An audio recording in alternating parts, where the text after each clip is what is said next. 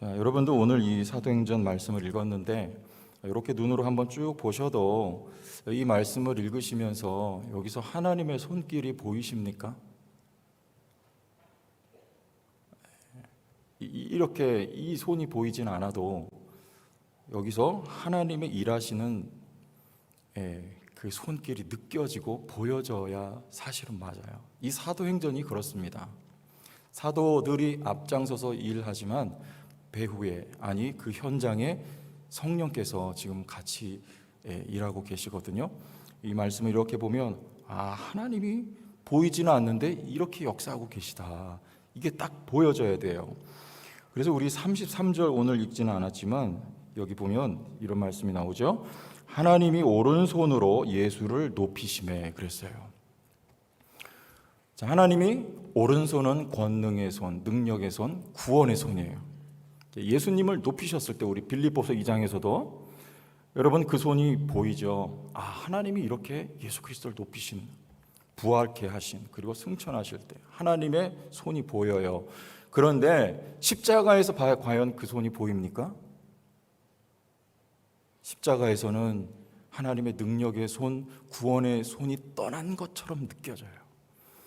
그러나 우린 지난 이야기지만 믿어야 됩니다. 하나님의 이 능력의 손은 우리 눈에 보이지 않지만 지금 나의 삶의 현장에 동일하게 일하고 계시다. 예수께서 하나님의 오른손으로 그를 높이실 때뿐만 아니라 예수께서 십자가에 못 박혀 돌아가실 때에도 그 손으로 하나님은 동일하게 일하고 계시다. 이렇게 우리가 믿어야 합니다. 보이나 보이지 않으나 하나님이 일하시는 손길을 우리는 믿음으로 반응해야 되는 거예요. 지금 성도교회에 하나님이 일하고 계신 것을 여러분 믿음으로 반응할 수 있기를 바랍니다. 여러분 삶에 마찬가지예요. 근데 그렇지 않은 것 같은 게 문제잖아요. 그럴 때 어떻게 해야 돼요? 베드로전서 5장 6절에 이렇게 말씀합니다. 그러므로 하나님의 능하신 손 아래에서 뭐예요? 능하신 손 아래에서 겸손하라. 때가 되면 너희를 높이시리라. 하나님이 그 능하신 손으로 지금도 일하고 계세요. 우리를 겸손하게 하실 때에도 그 손으로 일하고 계세요. 그러나 때가 되면 하나님이 그 손으로 우리를 높이신다는 말입니다. 여러분의 삶이 어떤 모양새든지 하나님은 지금 그 순간 그 동일한 손으로 일하고 계신 거예요. 때가 되면 여러분의 삶도 하나님이 바꿔주실 것입니다.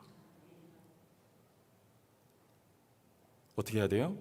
능하신 손 아래에서 겸손, 복종, 순복해야 되는 거예요. 제가 이제 부자를 이제 드디어 뗐잖아요. 부자 됐잖아요. 웃기세요? 초짜티가 팍팍 나죠? 근데 이 떼기가 참 힘들더라고요. 막 용쓰고 애쓰고, 전에 어떤 집사님이 아직도 부자세요? 그래서 언제 뗄래나 모르겠네요 그랬는데, 하나님이, 제가 전에는 그랬어요. 제 결혼하고 집사람이 제 부목사 하기 싫다고 그랬어요. 왜냐하면 목사님이 10분이 계시면, 제가 이렇게 사역을 하면서 계시면 마음껏 설교하도록 돕는, 그리고 허용해 주는 목사님이 그렇게 흔치 않습니다. 대다수의 많은 경우는 부목사가 그렇게 빵빵 설교하면 싫어하시더라고요. 우리 제천 성도교회는 어땠을까요? 여기는 마음대로 했어요. 성경적으로 마음대로. 우리 원로 목사님 단 한마디도 말씀 안 하셔요. 그런데 그런 과정 속에서 제가 그랬어요. 이제 나 도저히 부목사 못하겠다. 결혼하고 얼마 안 돼서. 그러니까 집사람이 그래요. 한 번만 더 하면 안 되겠냐? 한 번만.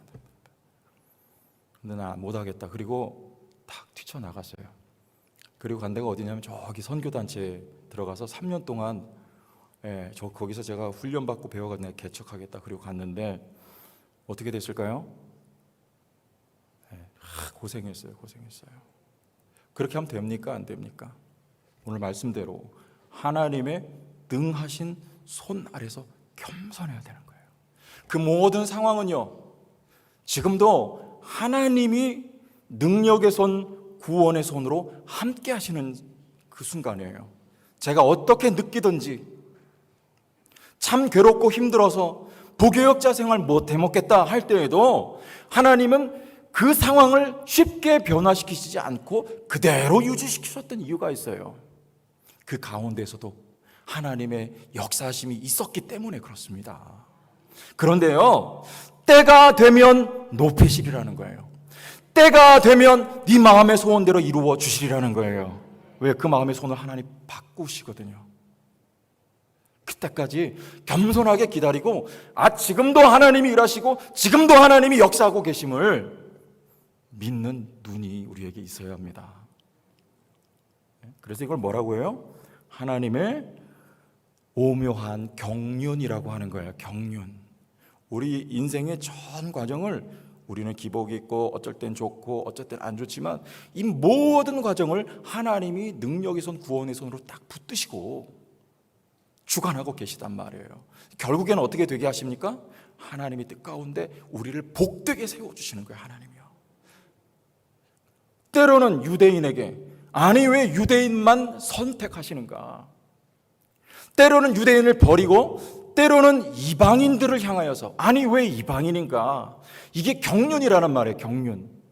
하나님의 놀라운 뜻과 섭리 가운데 일어나는 역사입니다. 그러나 모두가 다 하나님의 은혜예요. 결국엔 온 인류를 하나님이 잘 되게 하시려는 거예요. 지금은 유대인들이 하나님과 관계없는 것처럼 보이지만 바울의 말에 의하면 하나님이 때가 되면 그들을 구원하실 거예요. 하나님 뜻이 있어서 그런 거예요. 다윗이 그랬어요. 압살롬이 반역해서 도망갈 때 시므이라는 사람이 다윗을 저주합니다. 그때 아비새가 그래요. 저거 제가 가서 죽이겠습니다. 지금 왕을 저주하네요. 그랬더니 다윗이 뭐라 합니까? 그냥 내버려 두라 그래요. 왜요? 하나님이 하시는 거야. 하나님이 시키신 거야. 다윗은요, 지금 그 순간에도 아들에게 배반당해서 도망가고 있는 그 순간에 그 약함을 틈타서 저주하고 있는 그 순간에, 저주받고 있는 순간에도 이것도 하나님이 일하고 계신 순간임을 다윗은 분명히 믿었습니다. 그래서 다윗은 이렇게 말해요. 사무엘하 16장 12절 보여주시면 우리 한번 읽고 지나가겠습니다. 혹시 여호와께서 나의 원통함을 감찰하시리니 오늘 그 저주 때문에 여호와께서 선으로 내게 갚아주시리라 하고 이렇게 말해요. 이게 무슨 말입니까? 이게 하나님이 나를 저주하신다는 거예요? 아니에요. 시므이를 통해서 하나님이 허락하셔서 다윗을 저주하게 하신 것 같지만 그 저주스러운 순간조차도 하나님은 결국에는 복으로 바꾸어 주시리라 라는 것을 다윗은 믿었던 것입니다. 지금도 하나님이 선으로 이것을 바꾸어 주시는, 하나님이 선하신 손길로 역사하고 일하고 계시다는 것을 다윗은 믿었던 거예요. 여러분, 믿음의 눈으로 바라볼 수 있기를 원합니다. 우리 성도가 어떤 길을 걸어왔든지 하나님이 선한 능력의 손길로 일하고 계셨습니다. 지금도 일하고 계신 줄 믿으시길 바랍니다. 앞으로 더 놀랍게 일하실 것을 믿으시기를 원합니다. 우리는 보이지 않아요. 지금 눈에 보이는 어떤 장애물이 있어요. 그러나 여러분, 하나님이 이것도 사용하세요. 하나님이 변화시키실 것이에요. 때가 되면 높이실 것입니다. 때가 되면 역사하실 것입니다. 때가 되면 당신의 뜻을 이루어 주실 것입니다. 보이지 않아요. 그러나 하나님 역사하고 계세요. 두 번째는 뭐냐면 수를 더하시는 손길이에요. 우리 오늘 읽었던 41절 말씀에 그 말을 받은 사람들은 세례를 받음에 이날에 신도의 수가 3,000이나 더하더라. 여기서 더하더라는 말은요, 주체가 누굽니까? 하나님이에요. 하나님이 더하신 거예요.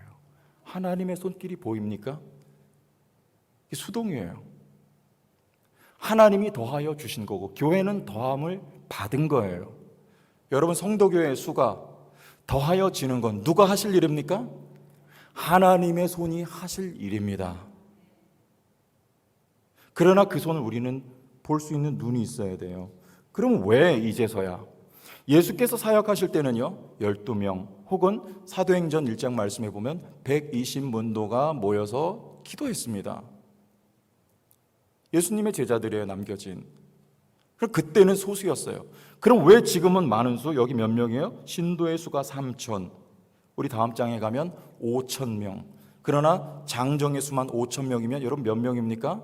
대략 2만 명이 넘습니다. 5천 플러스 3천 하면요, 어마어마한 숫자로 하나님이 부흥을 말하자면 시키신 거예요. 수를 늘어나게 하셨던 것입니다. 그럼 왜 지금 이 순간에 뭐가 있어서예요? 하나님은 이유가 있어요. 응축되었던 것이 이제 어떻게 확장되어야 될 때가 온 거예요. 이 복음이 예루살렘 교회로 말미암아 온 세계로 확산될 수 있도록 때가 되었기 때문에 지금 예루살렘 교회에 하나님의 놀라운 부흥의 역사를 허락하여 주셨던 것이죠. 뭐가 있으면?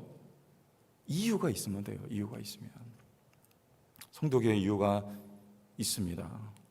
제가 오늘 말하자면 오늘 새벽에 설교하고 첫 설교인데요, 다음 주 주일날 오전에 제가 이렇게 설교를 하면서 또 말씀드리겠지만 천기누설 한번 할까요? 천기누설. 오늘 저녁 예배 나오신 분들에게만 이제 하나님이 이유가 있다고 하셨어요. 예루살렘 교회 이유가 있잖아요. 제천 성도교회 이유가 있대요. 왜 아멘 요만큼만 하세요? 이유가 있대요. 하나님 그러셨어요.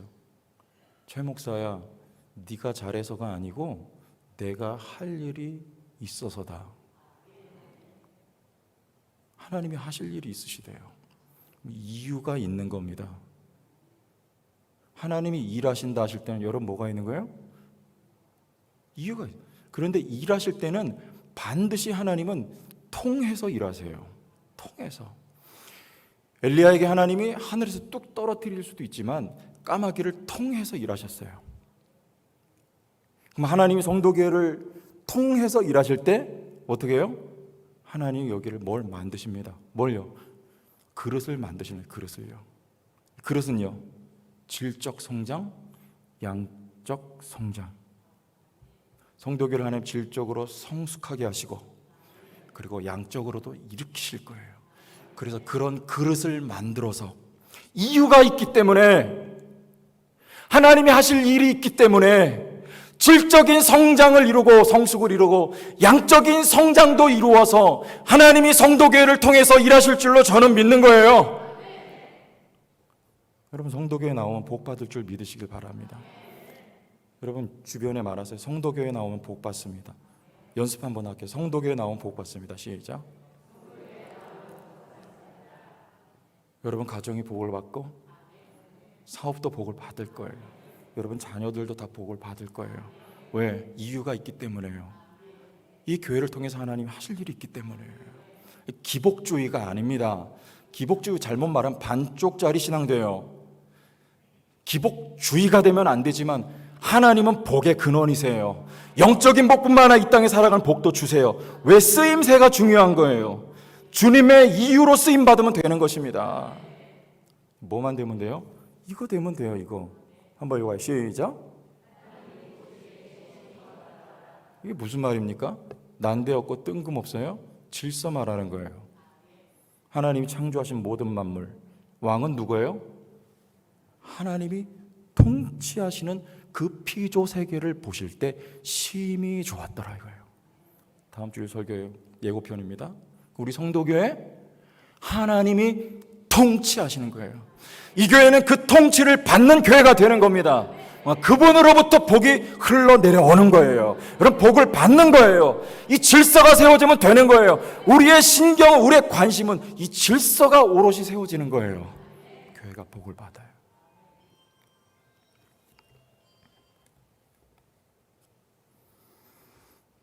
우리 성도교회를 통해서 하나님이 이렇게 일하실 것을 저는 믿고요. 그래서 우리의 할 일이 있습니다. 그건 뭐냐면 우리 42절 말씀 우리 같이 한번 읽겠습니다. 시작. 그들이 사도의 가르침을 받아 서로 교제하고 떡을 떼며 오로지 기도하기를 힘쓰니라 그랬어요. 이 초대교회 성도들은요 오로지 이거 했습니다. 말씀 가르침 받고 오로지 기도하기를 힘썼어요. 우리 교회가 이렇게 하길 바랍니다. 최 목사 당신은 목회 전략이 뭐야? 물어보세요. 저는 그냥 이거 말씀, 저는 전략 다른 거 없고요, 오로지 말씀과 기도에 전무하리라. 이게 제 전략입니다. 저는 성경 원리 붙들고 나가는 것밖에 없습니다. 초대 교회가 그랬어요. 오로지 말씀 가르침 받고 오로지 기도했습니다. 여러분, 해야 될 많은 일들이 산적되어 있지만 우리의 최우선 가치는 이 말씀인 거예요. 우리는 말씀으로 충만해지기를 바라고 말씀이 능력 있게 선포되기를 바라고, 기도하는 교회, 기도의 영이 역사하는 교회. 조준상 목사님이라고요, 과거에 북한 선교에 저 용산에 있었어요. 그때 신학교 다닐 때 매주 화요일마다 철야 기도가 있었는데요, 뜨겁게 기도했어요. 그 신학생들이 모여가지고 아마 11시부터 새벽 4시까지 쉬지 않고 예배드리고 너무너무 뜨겁게 기도하는데요, 그러다 보니까 그 자리는 제가 가서 한번 이렇게 앉아있으면 뭐 주여 삼창하고 그러지 않아도 그냥 더 앉아있으면 기도가 막 돼요. 이게 뭐예요? 기도의 성령의 역사예요. 우리 성도교에 그런 역사가 있길 바라요. 여기 나오면 기도가 막 되는 거예요. 입 다물고 있어도 기도가 막 올라가는 거예요. 우리가 기도하면 그렇게 돼요. 우리 기도의 영에 사로잡히기를 바랍니다. 말씀의 능력이 선포되는 거예요. 오늘 제가 뭐 했냐면 첫 당회했어요. 놀라지도 않으세요? 첫 당회했어요. 저 당회 어떻게 하는지도 모르잖아요. 회의 진행법은 좀 그래도 알지만 그래도 우리 성도교회 당회 어떤 거지도 모르요. 제가 그래서 우리 서기 장로님께 그랬어요. 장로님, 저 잘 모르니까 처음이라서 좀 도와주세요. 실수한 거 있으면 이렇게 붙들어 주시고 해주세요. 그랬더니 A4 용지에다가 다 순서를 그대로 적어가지고 저를 주시더라고요. 그래서 너무 고마워가지고 제가 그거 보고 이렇게 읽으면서 했어요. 근데 제가 당회 이렇게 하면서 우리 장로님들 참 금요일마다 우리 김용호 목사님하고 장로의 기도회 하신 거 제가 들어서 알고 있어요. 그런데 우리 당회가, 저는 그런 바람이 있어요. 기도하는 당회, 더 어떻게 해요? 더 기도하는 당회 될 수 있도록 제가 돕기를 원합니다. 예? 그래서 우리 장로님들과 제가 손 붙들고 뜨겁게 기도하고요, 우리 온 교회가 이 기도의 영이 역사하는 교회로 다시 나갈 수 있기를 바라요. 그거 하면 되는 거예요. 그럼 누가 역사하세요? 성령은 말씀을 통해서 말씀과 함께 기도 가운데 역사하신단 말입니다. 우리 교회인데 하나님의 말씀이 능력 있게 선포되고 기도의 영이 가득하여질 때 성령이 교회 가운데 능력 있게 역사하세요. 전에 오래된 영화인데 포레스트 검프라는 영화가 있어요. 기억나십니까? 톰 행크스가 주연이에요. 기억 안 나세요? 근데 이 포레스트 검프는 사람 이름인데요, 이 친구는 약간 전응아예요. 그래서 뭘 하나 가르치면 그것만 해요. 예를 들어서 영화에서 탁구를 가르치거든요. 그러면 이 사람은 맨날 밥 먹으면 이것만 하는 거예요. 자고 일어나면 이것만 하는 거예요. 계속해요. 계속. 그러니까 이 사람이 어떻게 되냐면 탁구대에 나가면 1등 해버려요. 그냥. 이게 뭐예요? 오늘 말씀에 오로지 기도하기를 힘쓰니라. 이거 똑같은 거예요. 계속하는 거예요. 굳게 붙잡고 하는 거예요. 여러분, 우리들 영적인 포레스트 검프가 됩시다. 많이 생각하지 마세요. 기도 계속하는 거예요. 계속하는 거예요. 지속하는 거예요. 지속하는 거예요. 하나님 말씀 부여잡고 나가는 거예요. 그 가운데 하나님 일하시는 손길을 우리 교회가 경험하게 될 줄로 믿습니다. 하나님은 지금도 살아계셔서 역사하십니다. 우리의 모든 삶의 현장 속에 하나님이 능력의 손으로 일하고 계심을 우리는 믿습니다. 하나님은 이유가 있어서 일하시는 하나님, 이유가 있을 때 그 손으로 역사하시는 하나님, 구원받는 손을 숫자를 더하시는 하나님을 우리는 믿습니다. 그러기 위해서 우리 기도하고 말씀 가운데 붙들린 온 교회가 될 수 있기를 주의 이름으로 축원합니다.